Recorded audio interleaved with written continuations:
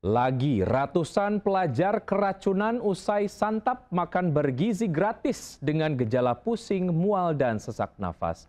Prabowo ungkap kasus keracunan MBG sedikit sebesar 0,005% jika dibandingkan dengan 3 juta orang penerima manfaat MBG.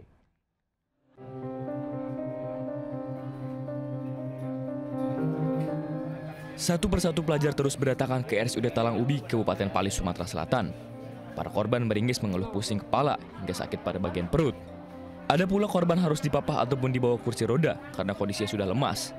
Sejumlah korban mengeluhkan sesak nafas dipasangnya selang oksigen. 121 dilarikan ke rumah sakit setelah menyantap makanan bergizi gratis, MBG, yang dibagikan di sekolah mereka.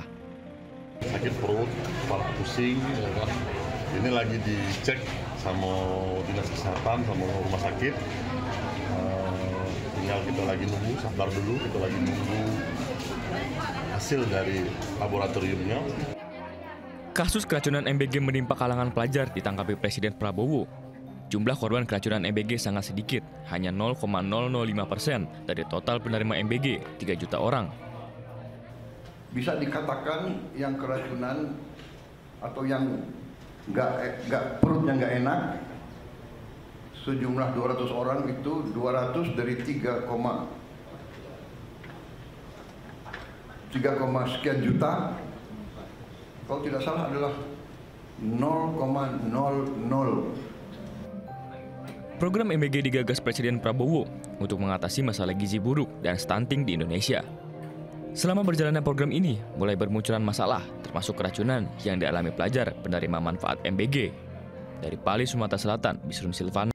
Pemirsa, hari ini Bupati Indramayu Luki Hakim mulai magang di Kemendagri. Luki akan menjalani pembinaan di Ditjen Administrasi Wilayah setelah melanggar karena liburan ke Jepang tanpa izin.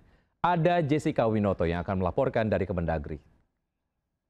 Ya, pemirsa, diketahui pada hari ini adalah hari pertama Luki Hakim selaku Bupati Indramayu, Jawa Barat menjalani sanksi magang yang diberikan langsung oleh Menteri Dalam Negeri setelah melakukan pelanggaran perjalanan ke luar negeri tanpa izin dari Kemendagri. Dan tadi kami sempat bertemu secara langsung dengan Luki Hakim yang didampingi juga oleh Direktur Jenderal Bina Administrasi Kewilayahan, yaitu Safri Zalza, dengan memberikan beberapa poin agenda pada hari ini akan dijalankan oleh Luki Hakim, antara lain pembinaan atau pemberian materi seperti terkait Satpol PP, pemadam kebakaran, dan lain sebagainya. Dan memang diketahui bahwa sanksi magang ini diberikan oleh Kemendagri kepada Luki Hakim bahwa setelah melakukan pelanggaran, melakukan perjalanan ke luar negeri ke Jepang bersama keluarganya di tengah libur Lebaran 1446 Hijriah yang lalu. Dan saya akan menjalani ini selama 3 bulan dengan penuh konsentrasi dan insya Allah harus membawa kebaikan juga untuk saya pribadi, khususnya untuk Indramayu, dan mudah-mudahan ini menjadi informasi untuk kepala daerah yang lain bahwa jangan sampai melanggar aturan.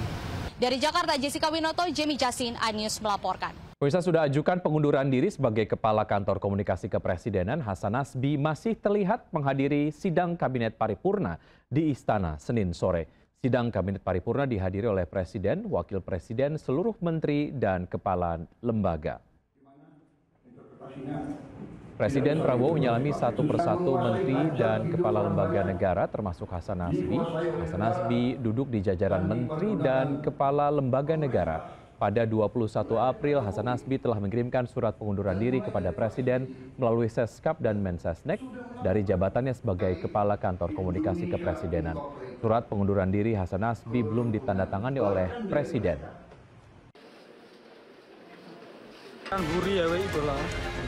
Kepulan asap pekat mengepung tempat parkir dan warung makan di belakang pabrik di Kecamatan Pecangaan, Jepara, Jawa Tengah. Api dari salah satu warung menyambar ke 4 warung dan tempat parkir.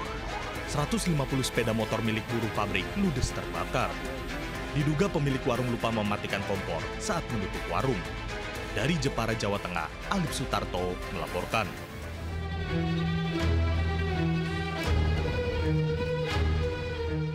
Polresta Bandara Soekarno-Hatta menetapkan Jonathan Frizi atau Ijong sebagai tersangka kasus rokok elektrik berisi liquid mengandung obat keras etomiden.